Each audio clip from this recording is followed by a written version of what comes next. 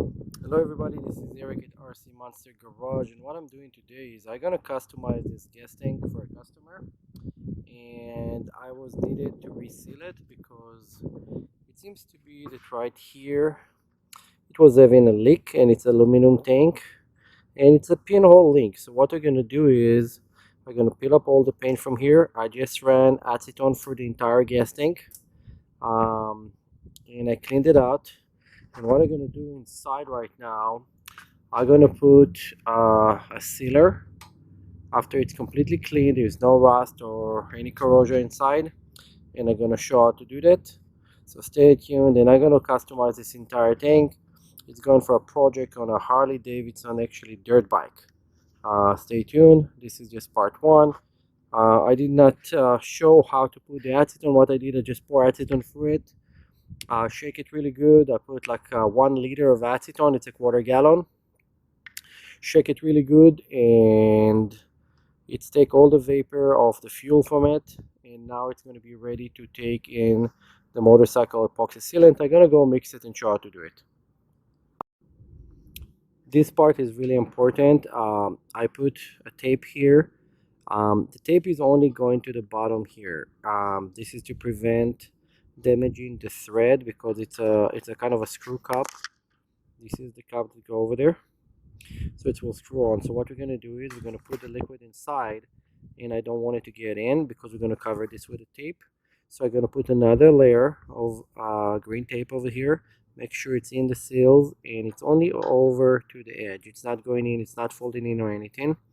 And on the bottom here we have those two silicone cups that they clog in from anything pouring out. And now we're gonna go start the mixing. I saw that earlier I'm ready, but I forgot this part, so please, if you watch the video, watch it all the way to the end. So if I make a mistake, I usually gonna correct it as I go. Thank you.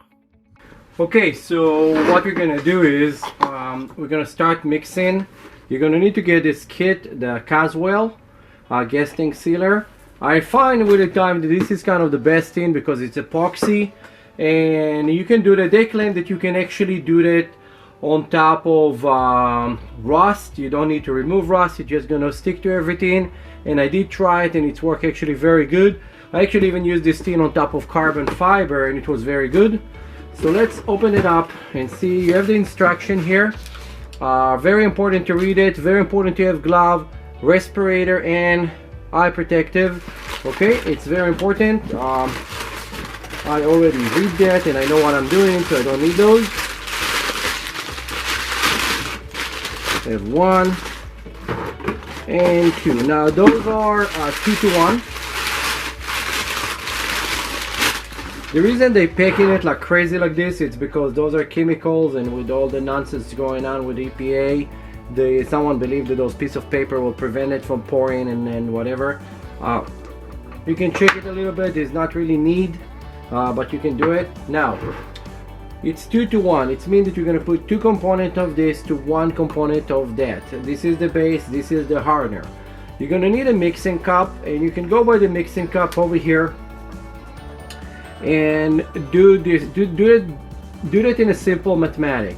So if you're going to go all the way up to 4, half of 4 will be 2, so you're going to go up to 6 with the hardener. So you fill it out first with the base up to the 4, and then you close back the cup, and you're going to go with your hardener up to 6. So if you need to do that higher than that, you just need to calculate half of whatever you do. So if you're going to go to 7 or to 8, just do half of it, and this is going to be your hardener. For a tank, a 5-gallon tank, you're going to need a full cup, a complete full cup. It's very thin layer inside, and it's going to close all the pinholes. So this is very important. Now when you need to open those, it's a little bit pain because they have those seals over here that you need to actually kind of pop out, and then they get stuck, and it's kind of annoying.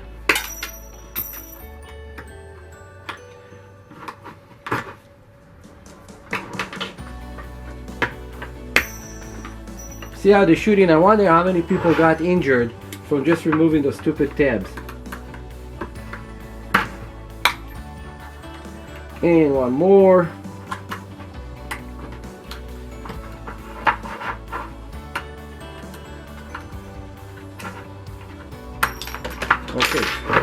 Now when it's open, we're going to use some of their paper.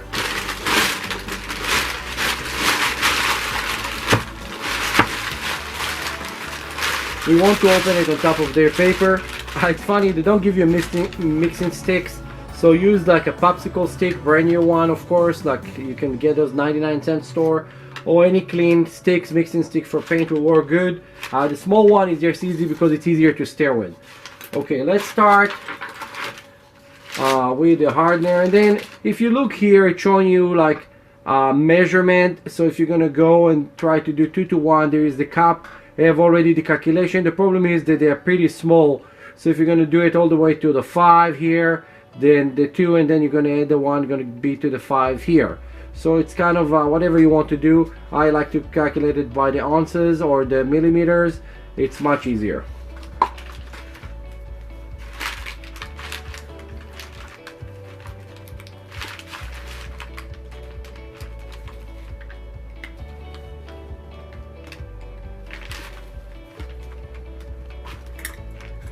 So when you open it, the epoxy is very nice and clear.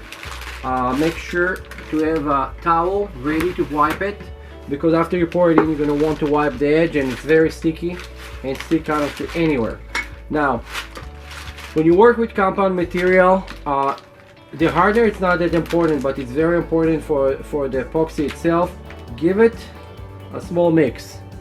The small mix will actually kind of mix all the chemicals inside, because even though it's clear, there's chemical inside that actually sink down.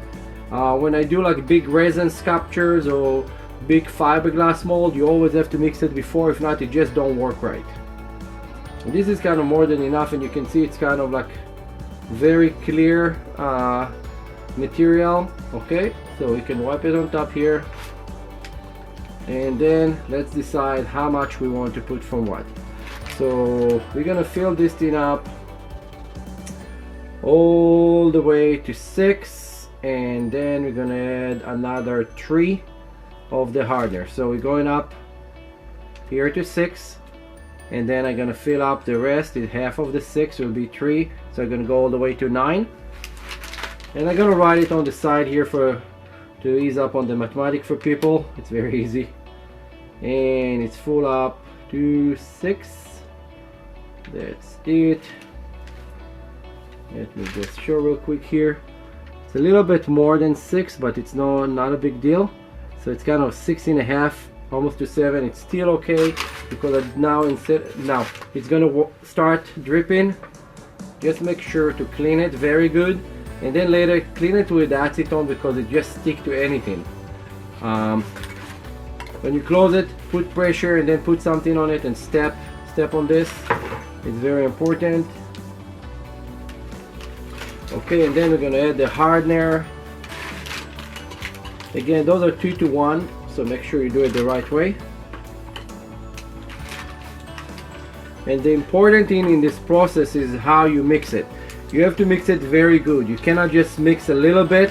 It have to mix very, very, very good, because the chemical reaction have to open before you pour it in. And now this is more liquidy, this is more runny, so when you pour this you have to be careful. I'm going to fill it up all the way to 10, because we passed a little bit the 6. That's it. This really looks like honey, so be careful, don't mix it, don't eat it. It's very, very toxic, and if you eat it you're going to be like a mummy, because that's what they used to use for the mummies. Okay, this is almost closed. I'm gonna have to step on it or tap it with something. Now we have our mix here. So on the top it's kind of yellow, but the bottom is white, and you have to start mixing. The problem is when you mix in those things, they start getting air bubble in them. So after maybe a couple minutes of mixing, you're gonna have to let it sit and let the bubble go up and disappear. I'm gonna mix it right now and let the video run. Probably the next couple seconds you're gonna see me in quick motion run it until it's ready to pour in.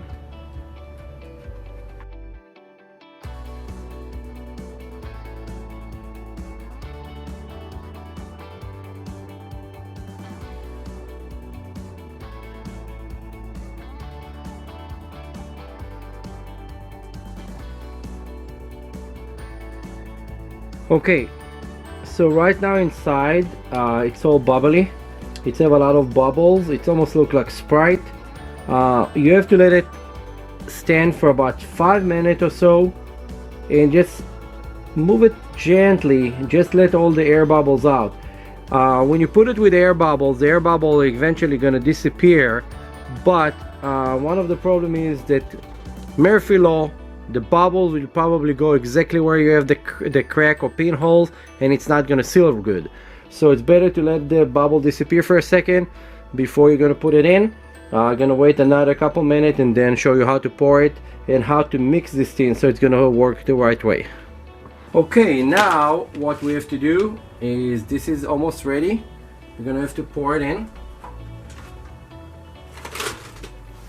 So let's see here. This is how it's end up.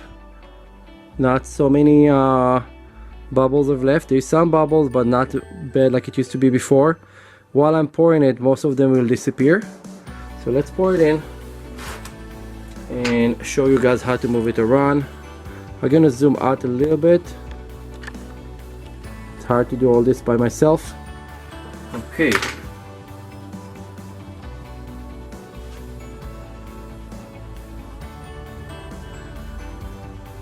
And this is also why we put here the green tape. It's no matter because we're gonna repaint the tank. The entire idea is to do that before you're doing any custom work to your tank so you don't ruin your work later.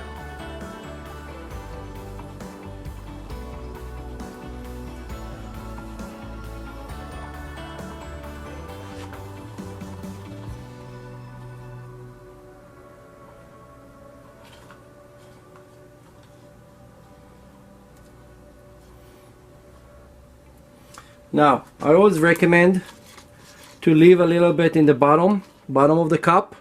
Leave some of the materials out so you can test it to see that you did actually a good batch. It's very important. Don't try to be greedy and pour everything. There's more than enough inside. And now I'll show you how to do that. I'm gonna wipe a little bit here. And then we start. First thing, before you start mixing, make sure the top is completely closed. It's all closed. One more this way.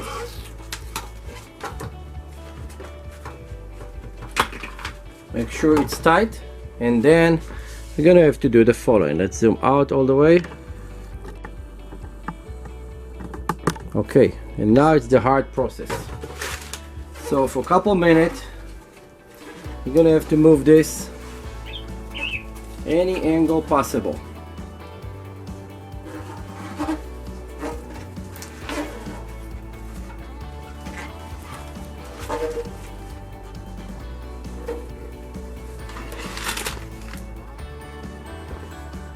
Gonna let it stand like this for a second, because the crack that I have is right there on the bottom. Meanwhile, I can remove my gloves,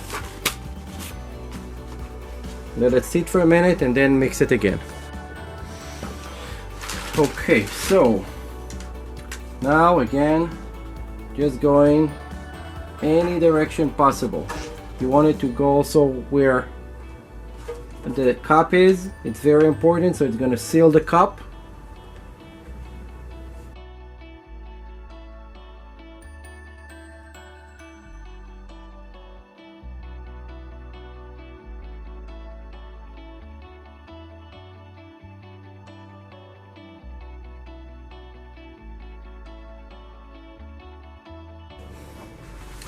Okay, so I keep flipping it over and over, different sides, different angles, and then I wanted to show you guys another trick to know if it's ready or not.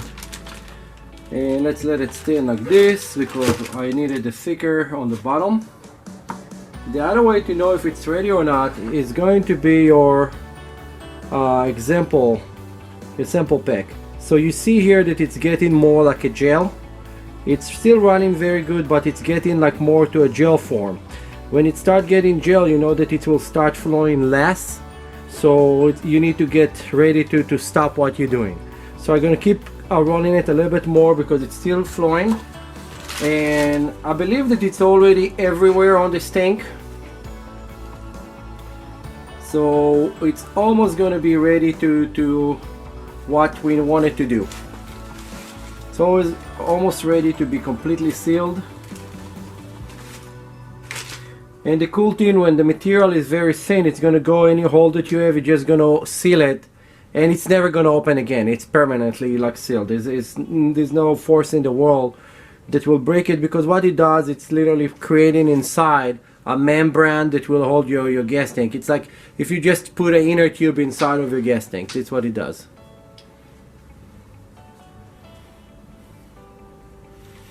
And soon I'm going to open the top just so I can see what's going on there. And you have to be very patient to do that. There is a machine that turns it, and you can put it in a cement mixer or something, and it's just going to ruin your tank.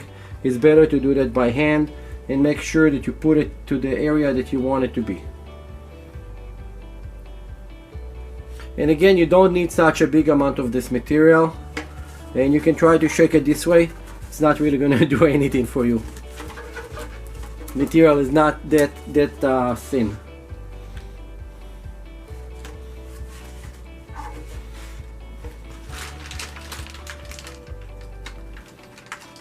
Now, if you put inside material and it's not enough, when you open the top and you see that it did not seal enough, you can recoat it right away. As soon as you're going to open it, like in the first 30 minutes, and see if it's not wet enough, you can just add another coat. It's not a problem at all.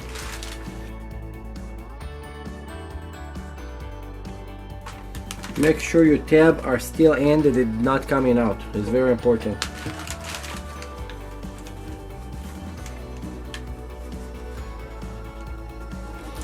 And that's it. So now we just have to wait 24 to 48 hours before you can put fuel.